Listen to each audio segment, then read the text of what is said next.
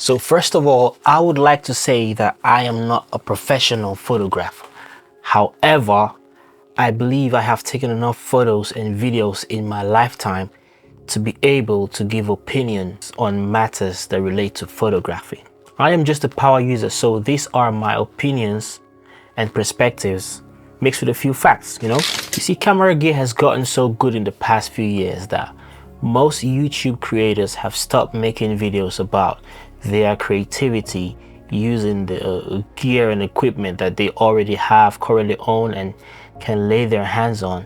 And instead, they just make videos on camera gear that was given to them, which they will have to return after the video. So it's a thing where we no longer are able to come to YouTube to get factual and honest reviews on certain things. Now, I'm not saying everybody does the same thing, or I'm not knocking down anyone's business. Of course, I would like to get sponsored videos made too, but I feel like we could do more with more honest reviews and real life scenarios and applications of all of these wonderful equipments that we have. Anyways, that's not the reason for this video. First, I'll give you a little backstory. So the primary purpose of my cameras was to make YouTube videos. And then I had a daughter, and I started taking more pictures of her and more pictures of family and friends that would come around.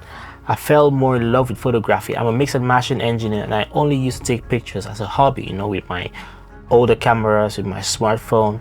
But in recent times, I have been taking photography more seriously. It's a thing where I'm looking at maybe diving into full time if I can. And considering that I have an APS-C body, you can already tell that size matters to me.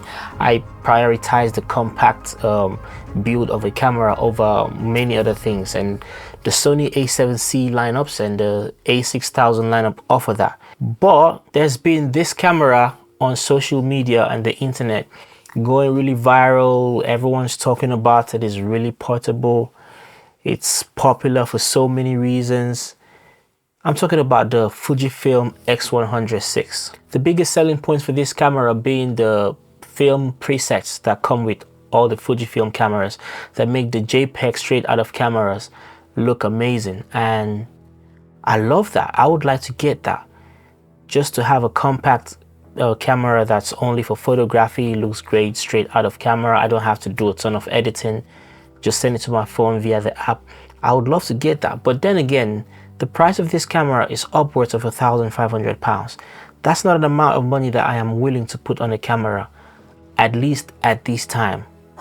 Not until maybe I start making money from photography. So when I thought about this, I started to give thoughts and consideration to the reason why so many people love and admire this camera so much, why it's so sought after.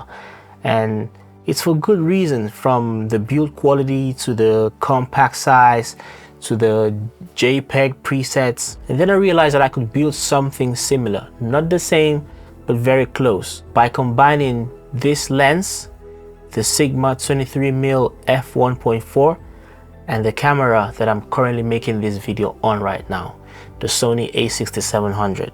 Reasons being that the Fujifilm and the Sony camera that I already own are both APS-C cameras, so the sensor size are the same. And with the Sigma 23mm F1.4, if I put that on the Sony, I'll get the same field of view as a Fuji X100VI, because the lens that comes with the Fujifilm, it's not detachable, but it's a 23mm APS-C, which is a 35mm equivalent to if you're speaking in full frame terms. Although the megapixels on the Fujifilm is more, think about 40 megapixels, and my Sony is only 26, but that's not a difference that you will notice on social media, especially the way we use images today.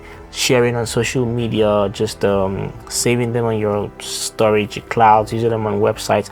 I'm not intending to print large formats. If I print them out, it'll probably just be in little album covers and, you know, photo books, and that's enough for me. 26 megapixels is enough for photos. 40 would have been nice, but if I don't get it, I mean, that's fine. And the autofocus on my Sony camera is impeccable, and that's something that Fujifilm users have been complaining about just recently. I don't know, it might be something that gets updated in the firmware update in the future, or it might happen that it never gets fixed and they would have to buy new bodies to enjoy better autofocus. I already have that on the Sony. Plus, if you look at the battery size on the Sony versus the battery size on the Fujifilm, my battery capacity is almost double that of the Fujifilm. Plus I get to save more money. Who wouldn't want that? So I decided to buy the lens, and ever since it arrived, it has literally been on my Sony camera body the whole time. I haven't taken it off. It's making my other prime lenses look abandoned to me. I mean, I'm making this video right now with this lens, and I have been taking my camera out a lot more, taking more pictures, going places with my camera in my bag. I mean, it makes the whole thing fun for me because the focal length is similar to what you would get on your iPhone. It's something that you see more frequently. It's not very strange. You don't have to go through so much calculations and making compositions. I've got the 56mm, the 30mm, I've got the 16mm and the 10 to 18. So most of the time when I take my 56mm, which is like an 85mm focal length, when I take it out, and if I'm not in a very spacious environment, I have to really be strategic with my framing. I'm not saying it's a bad thing. That's a different style of photography. And with my 30mm, it's wider than the 56, obviously. That's like a 50mm equivalent, but it's still tight in some areas. And then I come down to the 16mm, which I use for my YouTube videos most of the time, and it's too wide. It just doesn't look like a picture. It makes me feel like I'm taking a screenshot from a video. And with this 23mm, I find it to be the sweet spot, the perfect focal length for me. It's my favorite right now. I take it to family occasions, and when I take pictures of people, I just like the way it is. There's no distortion on faces. It doesn't make people look weird. You don't look skinny or short, you know. The compression is just right. The bokeh is wonderful. At 1.4, I have enough light coming into the lens. The build quality of this lens is wonderful. Matter of fact, body-wise, it looks very similar to the Sigma 30mm F1.4. If you know of the Sigma Trio, the body of the 23 is very similar to the 30. It'll take you a few weeks to be able to distinguish between these two lenses on a desk from a distance. I have pretty much no complaints on my side, as the build quality is amazing and everything else. As for the Fujifilm colors, yes, I won't get that with this setup, but I'm very okay with coming home and editing my raw photos in Lightroom using photo presets from professional photographers like Austin Ropp and many others. So yeah, it's part of the fun for me. I just want you to take this video as a form of motivation to create more with the camera gear that you already own. And sometimes it's not about a new camera. Sometimes you just need to get a new lens, or even look at the lens that you already have differently. The most important things are the results, not necessarily how you got there.